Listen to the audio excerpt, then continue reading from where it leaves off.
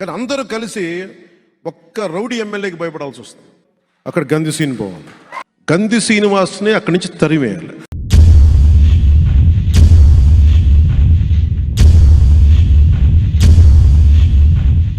ఆయన్ని కొంచెం కనుక్కుని అసలు రౌడీయా లేదా ప్రజల మనిషి అన్నది భీమవరం నియోజకవర్గంలో తిరిగితే అర్థమవుతుందండి. అట్లా గ్రంథి శ్రీనివాస్ గారు అంటే ఏంటో తెలియకుండా కూడా ఆయన అలా మాట్లాడడం కరెక్ట్ కాదు.